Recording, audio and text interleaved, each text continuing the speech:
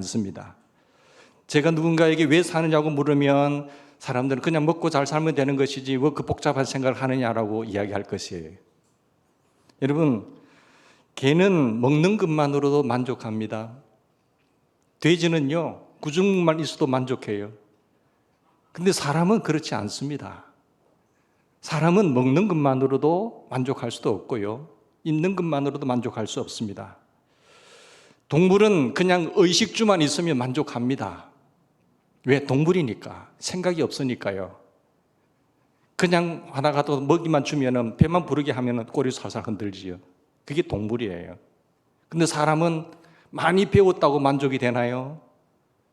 먹을 것 많이 주면 그때만 좀 배부르다 뿐이지 만족이 있습니까?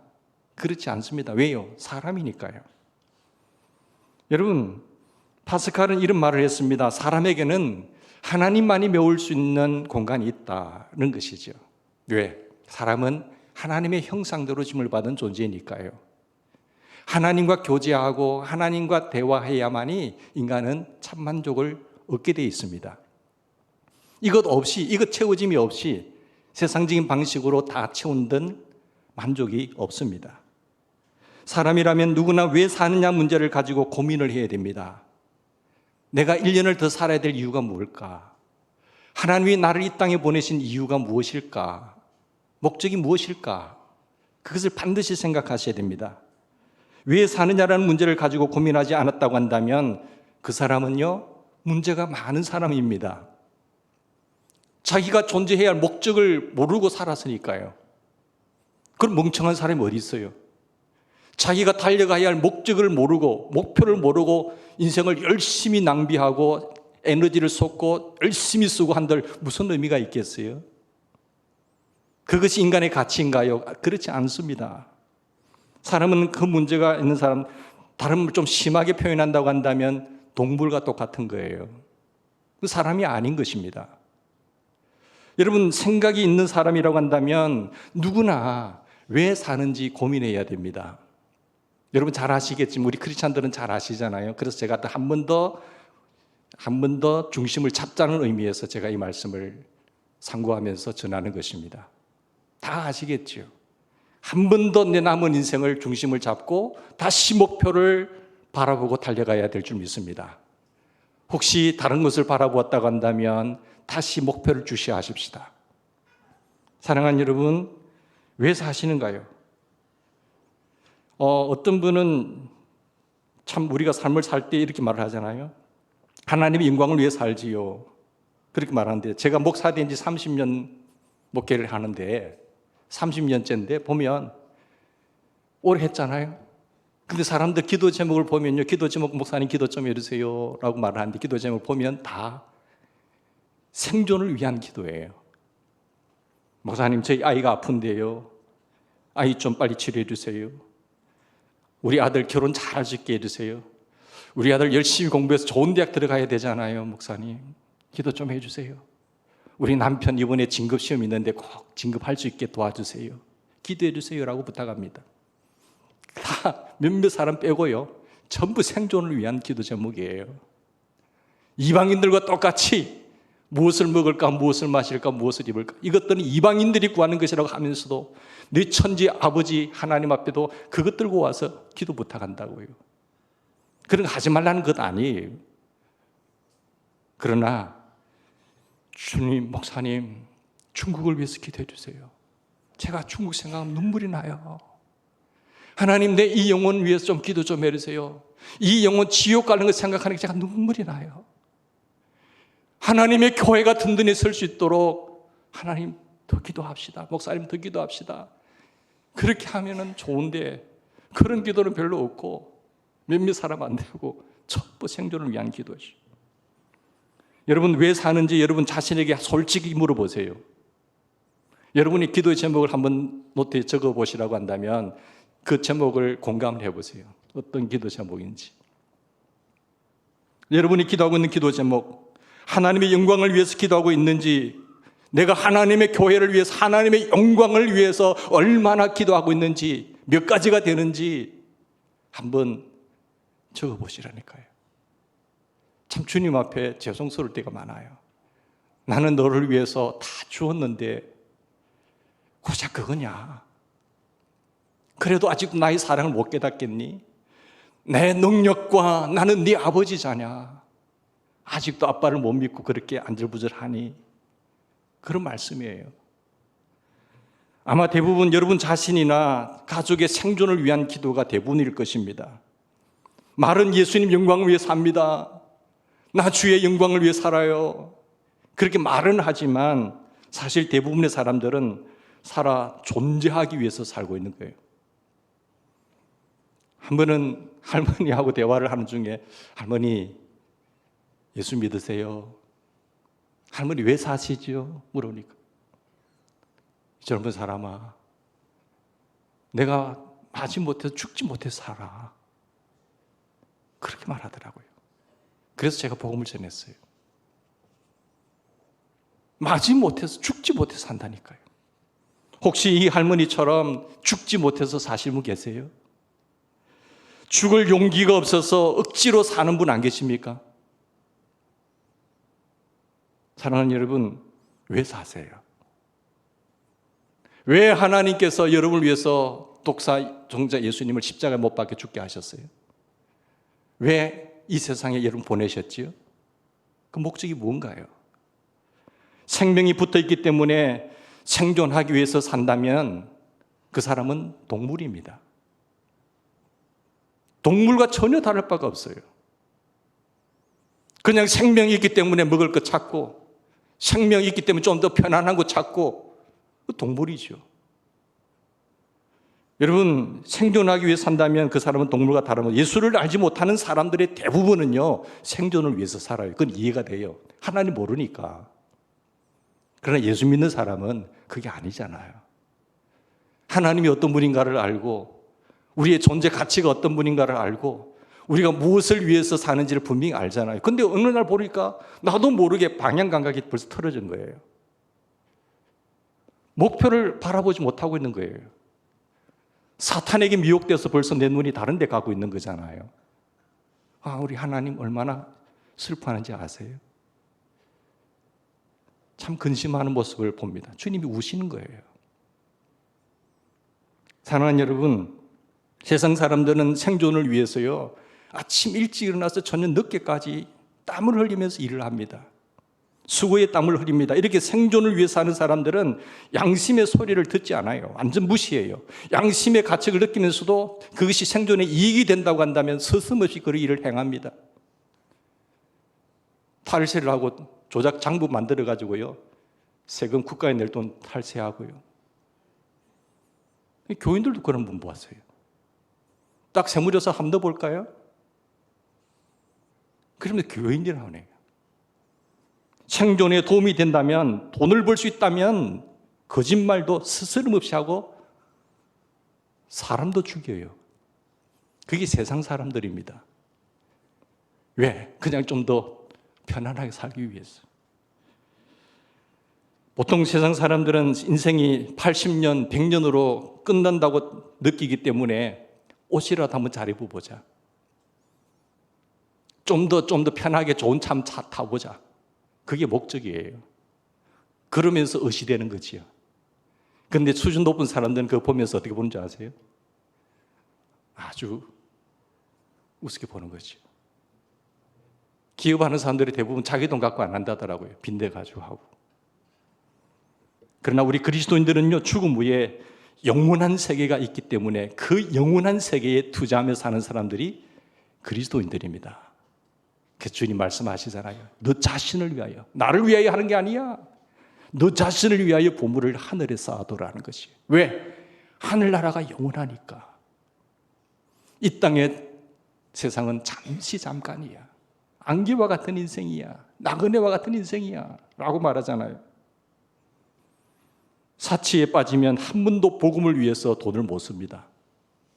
그렇게 주님 돈을 맡기고 줘도요, 주의 나라를 위해서, 복음을 위해서 쓰지 못해요. 자기 위해서 산다고.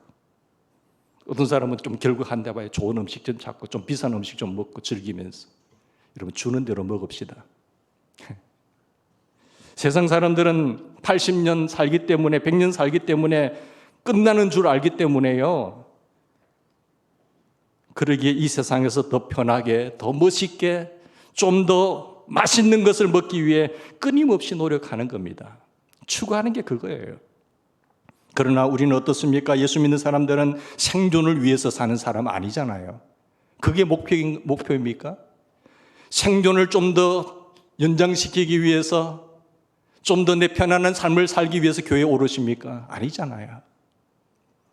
예수 믿는 사람들은 이 세상에 사는 동안 그렇게 세상 사람들처럼 80년, 100년을 사는 사람이 아닙니다. 50년을 살아도, 70년을 살아도 주를 위해 사는 사람이에요. 우리는 영원한 땅을 위해서 사는 사람들입니다.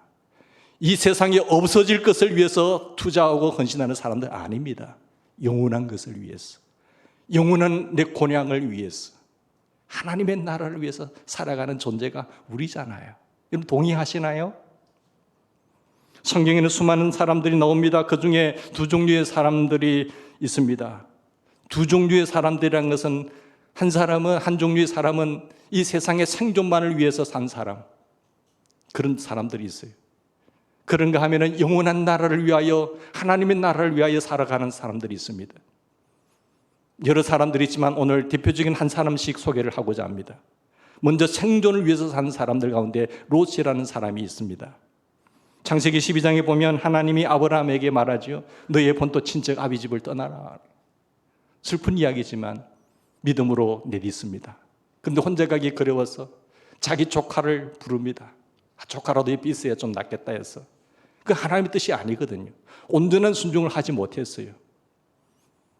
그러다가 롯과 함께 떠나게 되었고, 나중에 결국 하나님의 뜻을 따라 살지 못했기 때문에 롯과 다툼이 생깁니다. 갈등이 생겨요. 분쟁이 일어납니다. 결국 헤어질 수밖에 없게 됩니다. 그래도 아브라함이니까 조카에게 묻습니다. 네 어느 땅을 선택할? 좋은 땅 선택해서 가. 네가 동쪽을 선택하면 나 서쪽 선택하고, 네가 서쪽을 선택하면 나 동쪽을 선택할게. 우선 그걸 먼저 조카에게 주었습니다. 그 조카 롯이 좋은 땅, 생존을 위해서 더 아름다운 땅, 더 풍성한 땅, 그런 좋은 땅을 선택했어요.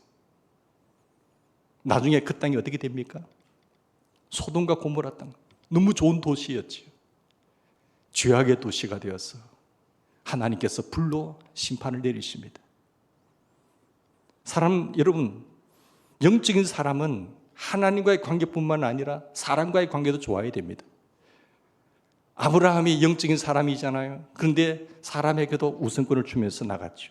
성경에는 두 가지 거대한 물줄기가 있는데 하나님을 사랑하라는 것이고 사람을 사랑하라는 것입니다. 그 대표적인 계명이 십계명이잖아요. 십계명에도 보면 1계명부터 4계명까지는 하나님을 사랑하라는 것이에요. 그리고 5계명부터 마지막 10계명, 10계명까지는 사람을 사랑하라는 계명입니다. 첫째, 하나님을 사랑하면요, 다른 신을 섬길 수가 없어요. 내가 이 참신 하나님을 사랑하는데 다른 우상을 섬긴다고요? 그 사랑하는 게 아니잖아요. 거짓말 한다는 것이 폭로하잖아요. 하나님을 정말 사랑하면요, 주의를 거룩히 지켜요. 하나님의 이름 망령되이 합니까? 사랑하는데 그렇게 못해요. 뿐만 아니라 사람을 사랑하면 간음합니까? 사람을 사랑하는데 그 사람 죽입니까? 사람 사랑하는데 내가 그 사람의 물건을 도둑질합니까? 사랑하는데 거짓 증거를 해요? 거짓말하면서 수건도 헛듣고 그래요? 절대 그러지 못하죠. 안 그러세요? 상식이. 문제는 사랑입니다. 하나님을 사랑하는데 내 중심에 우상을 둘 수가 없습니다. 사랑이 회복되기를 바랍니다. 사랑은 무례히 행치 않아요. 사랑의 증인은 오래 참습니다. 사랑은 진리와 함께 기뻐하는 거예요. 사랑은 성내지도 않아요. 사랑하는 사람이 무례히 행동하는 것 못 봤어요. 사랑이 없기 때문에 그렇게 행동하거든요. 이 고린도전서 13장에 있는 사랑의 정의를 정확하게 아셔야 되고, 내가 아는 에로스적인 사랑 가지고 사랑이라고 이야기하는데 그건 수준 낮은 사람들이죠. 하나님이 말하는 사랑의 정의는 바로 그런 겁니다. 의를 위하여 기뻐하는 사람, 그게 사랑이죠. 내 삶의 현장에서, 삶의 자리에서 하나님의 나라를 이루어가는 것. 사랑하는 여러분, 하나님을 깊이 사랑하지만 이웃과의 관계가 형편이 없는 사람은 신비주의자입니다. 그래서 기도원이나 가고요. 나 하나님과의 관계만 좋으면 되는 거야. 사람과의 관계는 어떤 일을 하든지 상관없어. 이렇게 말을 하죠. 이것을 성경이 잘못 이해하는 사람들인데, 예수님은 우리를 세상 속에 빛이 되게 하라는 거잖아요. 세상 속에 소금이 되라는 거예요. 세상을 다 벗겨놓고 가정 다 떠나고 팽개치고 기도원이라 가서 기도하라. 그 성경을 잘못 이해하고 있다는 것이죠. 제발 그러지 마세요. 내 삶의 자리에서 충실하게 성실하게 사는 겁니다. 반면에 사람은 지극히 사랑하지만 하나님 사랑하지 않는 사람 있잖아요. 그건 인본주의자입니다. 휴머니스트입니다. 이런 사람은 좋은 것 같으나 아주 사탄적이며 무서운 사람입니다. 오늘날 헐리우드에서 만들어지는 모든 영화의 주제가 휴머니즘이잖아요. 휴머니스트들에 의해서 절대 윤리란 없습니다. 상황에 따라 사람 죽일 수도 있고요. 상황에 따라 거짓말을 할 수도 있는 거예요. 인간만 기쁘게 하고 즐거움만 할 수 있다고 한다면 어떠한 수단과 방법을 가리지 않고 윤리는 없는지 절대 윤리가 없어요. 그래서 완전 인본주의자들은 사람을 기쁘게 하기 위해서 나아가는 것이죠. 이러한 휴머니즘은 굉장히 위험한 것이고 반성경적인 것이고 사탄적입니다. 그러나 우리 그리스도인에게는 절대 윤리가 있잖아요. 하나님의 말씀이 있잖아요. 하나님 주신 계명이 있잖아요. 그게 기준입니다. 그게 척도입니다. 무슨 일이 있어도 도둑질, 살인 하면 안 돼요. 거짓 증거 하면 안 된다니까요. 하나님만 사랑한다거나 이웃만 사랑한다는 것 다 잘못입니다. 두 개가 같이 가야 됩니다. 다시 롯 이야기로 들어갑시다. 롯이 신앙생활은 했지 모르지만 교회는 다녔는지 모르겠지만 진정한 영적인 사람은 아니었습니다. 왜? 선택을 하는 거 보니까 인본주의인 사람이에요.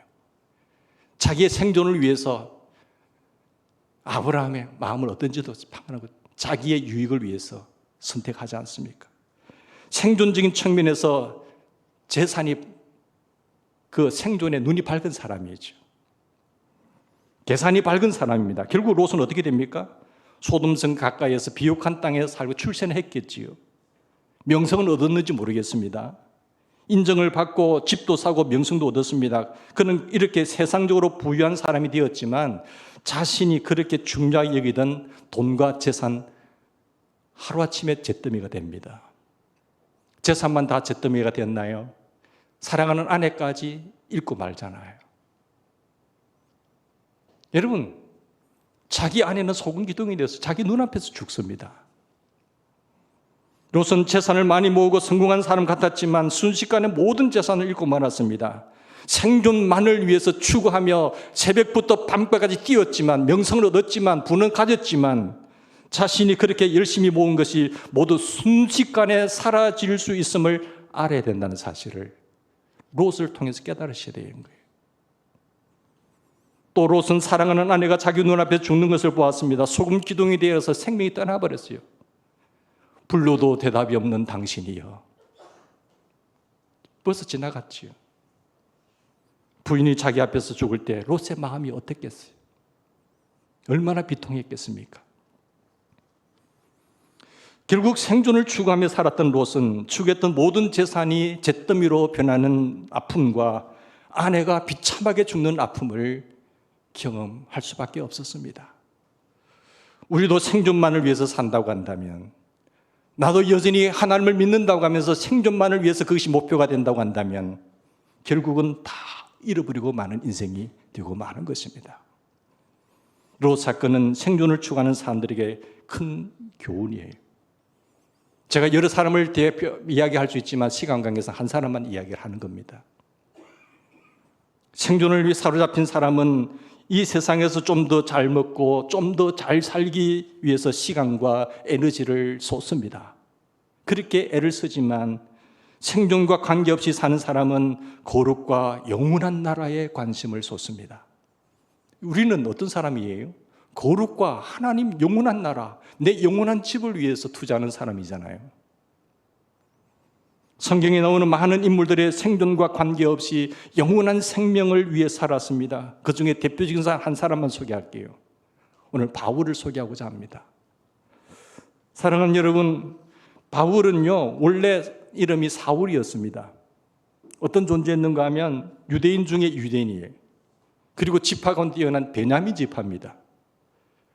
그의 아버지는 그의 이름은 이스라엘 나라의 사울 초대 왕이었습니다. 그래서 그 이름을 사울이라고 처음에 했잖아요. 뿐만 아니라 공부하는 것도 가말리엘 문화에서 공부했지요. 지금으로 말하면은 하버드 대학 출신입니다. 세계 최고 학벌을 가진 사람이잖아요. 길리기아 다소에서 살았고 로마 시민권까지 가진 사람이지요.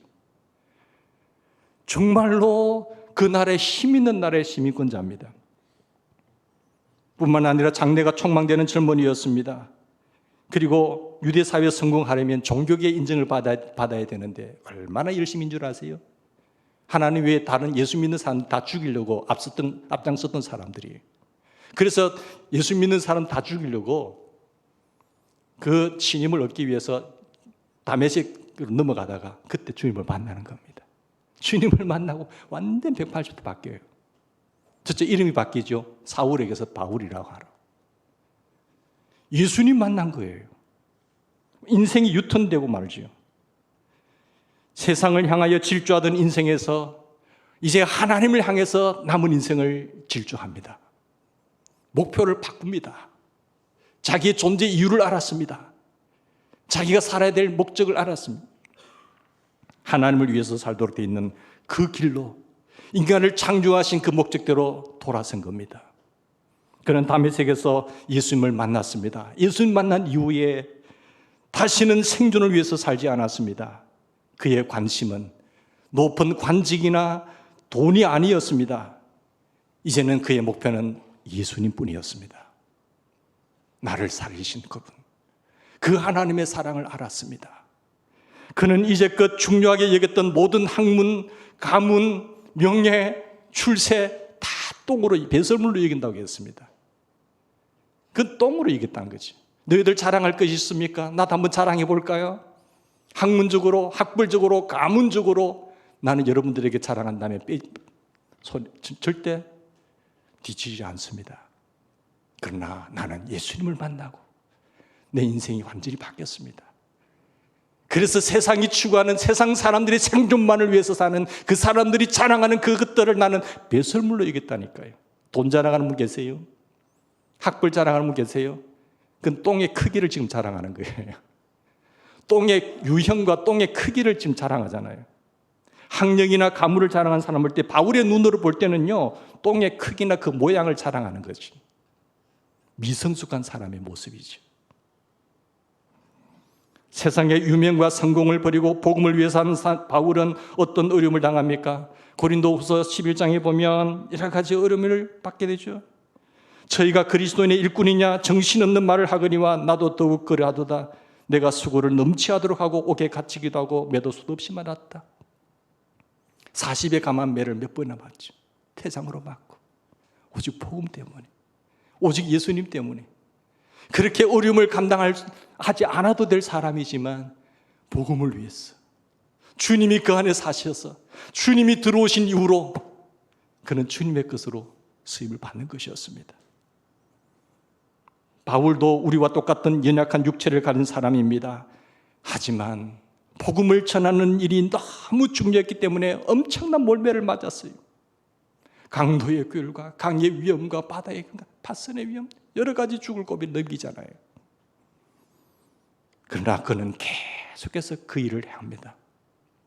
그만큼 천국은 가치가 있는 곳이고 놀라운 것인 걸 알았어요. 그가 3층전까지 올라가고 하늘의 세계를 바라보고 나서 이거다. 하나님의 사랑이 나 같은 것도 해방자였고 포격자였고 이런 나도 하나님 찾아오셔서 불러주셨으니 감사합니다. 늦게나마 제가 주를 위해 살겠습니다 하죠. 천국의 가치와 천국의 놀라운 세계를 맛본 이후에 그는 고백합니다. 현재의 고난은 장차 앞으로 나타날 영광과 좋게 비교가 되지 않는다.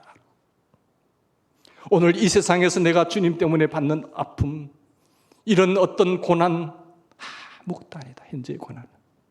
그래서 그는 마지막에 고백하죠. 내가 끝까지 믿음을 지켰으니 이제 나를 향해서 이 후로는 영광의 면류관, 생명의 면류관, 의의 면류관이 준비되어 있다. 나뿐만 아니라 주님을 사모하고 믿음을 지키고 이긴 성도들에게는 이 모든 것이 여러분의 것이 될 것이라고 격려까지 하고 있지 않습니까? 사도 바울은 자신의 생명을 조금 더 귀한 것으로 여기지 않겠다고 고백합니다.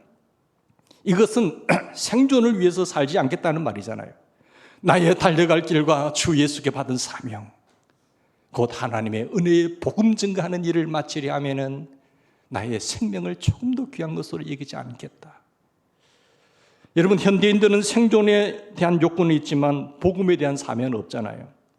자신의 생명을 조금 더 귀한 것으로 여기지 않겠다는 것은 생존을 위해서 나는 살지 않겠다. 더 이상 나의 생명이 있는 동안에는 주의 사명을 위해서 살겠다. 생존을 위해서 살지 않고 사명을 위해서 그는 달려가겠다고 마음 먹습니다. 나에게는 바울과 같이 죽어도 그 일을 하겠다는 여러분 사명이 있습니까? 나는 죽어도 이 길을 가겠노라고 여러분 그 길을 가고 있으신가요? 하나님께서 1년 더 살겠다고 연장해 주시면 무엇을 하시겠습니까? 아직도 먹고 살기 위해서 발버둥 치겠어요? 하나님께서 아직도 우리에게 생명을 10년 더 주신다고 한다면 무엇을 하시겠습니까? 리스트가 있습니까? 여러분, 거룩한 욕망이 있었으면 좋겠습니다. 인간은 다 죽는 것은 하나님의 정하신 이치예요. 그리고 삶을 어떻게 살았느냐에 따라서, 믿음으로 어떤 행동을 했느냐에 따라서 심판대 앞에서 하나님의 상 나눠질 것입니다. 죽음이 기다리고 있다고 해도 나는 이 길을 가리라고 하는 그 사명이 있습니까? 아니면 마지못해서 사십니까? 바울의 이 말씀, 이 고백 앞에는 오직 바울의 마음속에는 오직 복음뿐이었다는 사실이에요. 예수 그리스도. 이제는 내가 사는 것이 아닙니다. 내 안에 주님이 오셨습니다.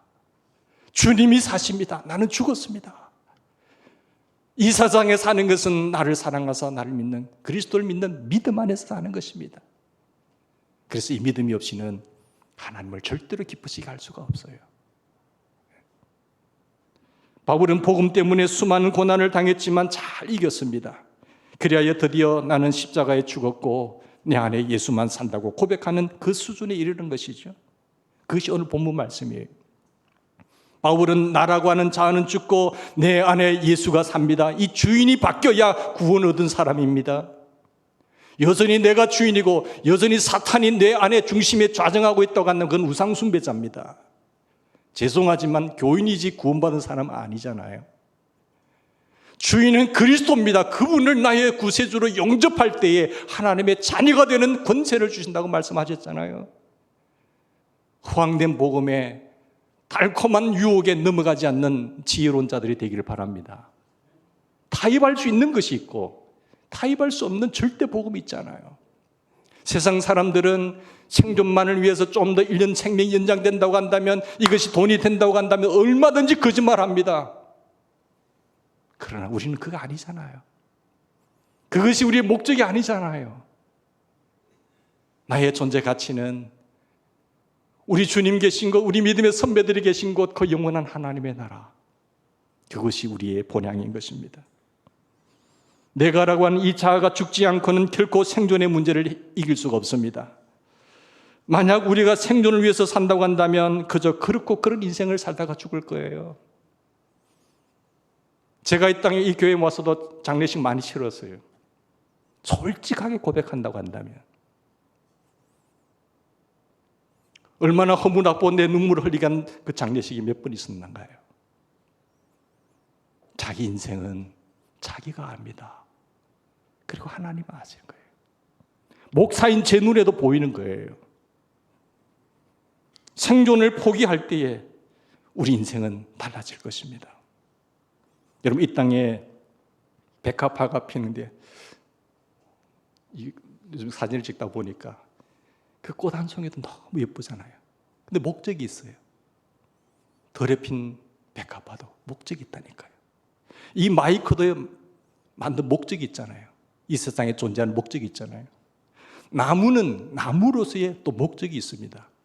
의자는 의자로서의 목적이 있습니다. 피아노는 피아노로서의 목적이 있습니다. 이 세상에 목적 없이 존재하는 것은 하나도 없습니다. 다 목적이 있습니다. 하물며 하나님의 형상을 닮은 만물의 영장인 사람이 목적이 없다고요. 그 목적이 무엇입니까? 내가 이 땅에 존재하는 목적이 무엇인가요? 우리가 이 땅에 존재하는 목적이 무엇이죠? 우리 믿는 자들은 그저 생존을 위해서 그냥 그렇게 살다가 가는 것이 아닙니다. 분명히 목적을 가지고 살아야 됩니다. 그래야 그 인생이 잘 산 거예요. 1년을 살았든지 50년을 살았든지 100년을 살았든지 그 중요하지 않습니다. 태양을 본 자는 결코 촛불에 만족할 수 없잖아요.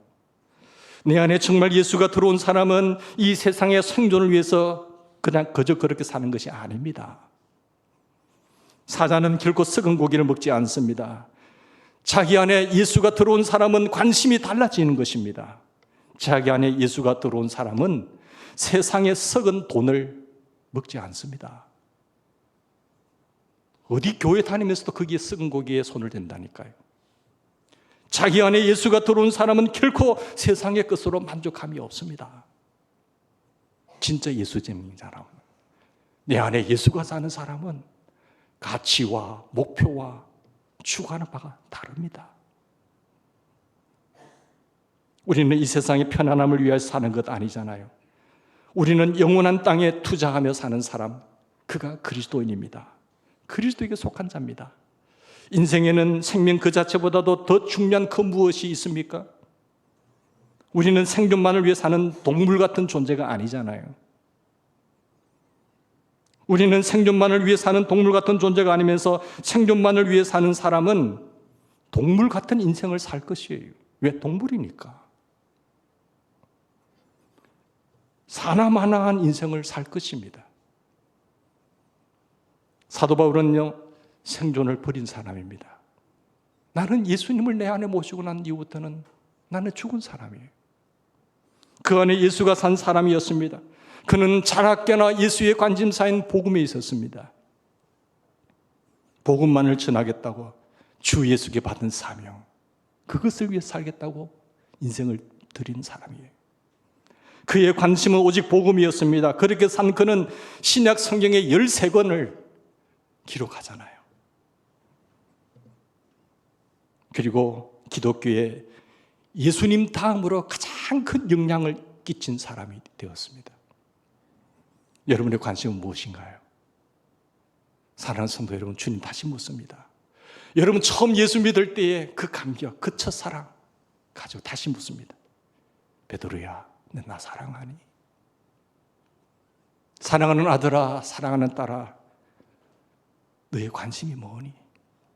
내가 오늘부터 내가 10년을 내가 너에게 더 준다고 한다면, 오늘 5년을 너에게 더 연장시켜 준다고 한다면 너 무엇 위해 살겠니?